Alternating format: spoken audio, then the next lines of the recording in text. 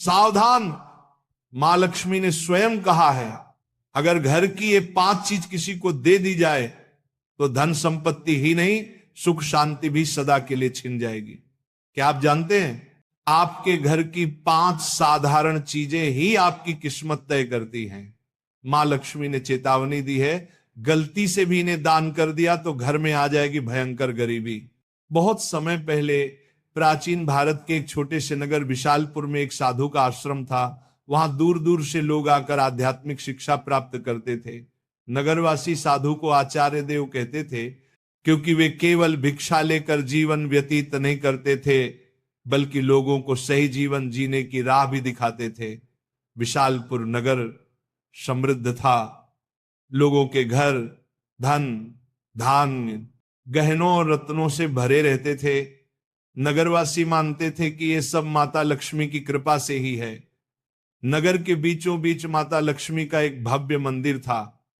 रोज शाम को वहां दीपक जलाए जाते, घंटियों की ध्वनि गूंजती और पूरा वातावरण श्री ह्रीं श्री महालक्ष्मी नमः के मंत्रों से पवित्र हो जाता। लेकिन एक परिवार ऐसा भी था जो नगर में सबसे समृद्ध होने के बावजूद धीरे धीरे कंगाल होने की ओर बढ़ रहा था।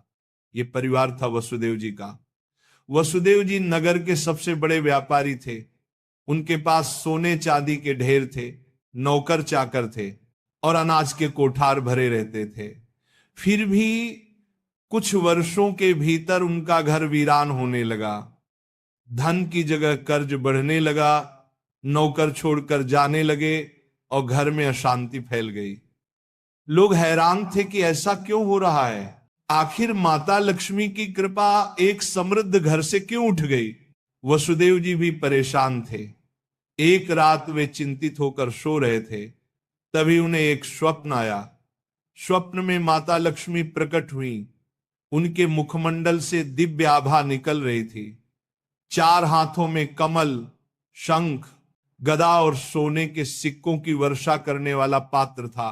उनकी मुस्कान शांति और कृपा से भरी थी, लेकिन आंखों में एक कठोर सत्य छिपा था। माता बोली, वसुदेव तुम दुखी क्यों हो? क्या तुम्हें याद नहीं कि धन की रक्षा करना भी एक तपस्या है?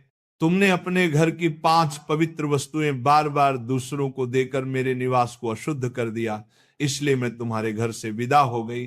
वसुदेव ने हाथ जोड़कर कहा, मां मुझे क्षमा करें, कृपया मुझे बताइए कि वे 5 वस्तुएं कौन सी हैं जिन्हें देने से घर में गरीबी आती है।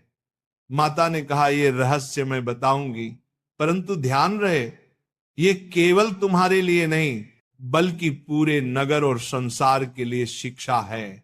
5 वस्तुएं कभी भूलकर भी घर से बाहर नहीं देनी चाहिए, क्योंकि ये वस्तुएं मेरे निवास की जड़ें हैं। इन्हें खोने से घर निर्धन और अपवित्र हो जाता है।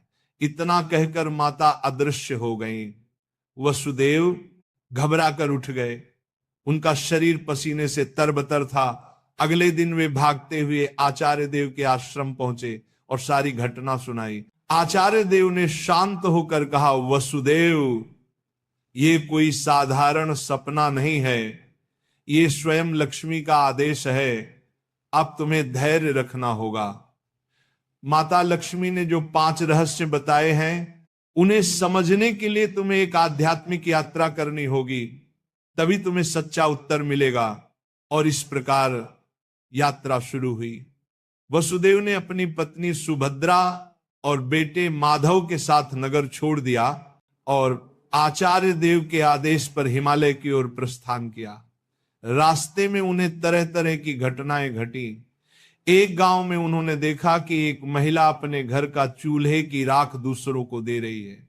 वसुदेव को तुरंत माता लक्ष्मी की बात याद आई।